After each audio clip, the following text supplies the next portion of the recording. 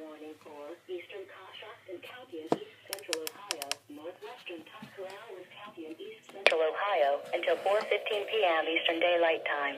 At 3:27 p.m. Eastern Daylight Time, a severe thunderstorm was detected near Conesville and was moving northeast at 35 miles per hour.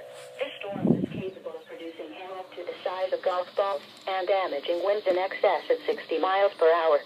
Locations impacted include Conesville, Coshocton, West Lafayette, Bakersville, Baltic, Sugar Creek, Strasburg, Dover. A tornado watch remains in effect until 9 p.m. Eastern Daylight Time Wednesday evening for east central Ohio. This storm also is producing torrential rain. Poor drainage areas may flood quickly.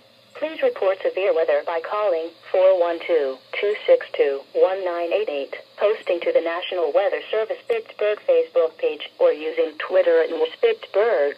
Repeating, a severe thunderstorm warning has been issued until 4:15 p.m. Eastern Daylight Time for the following county: Tuscarawas, Ohio.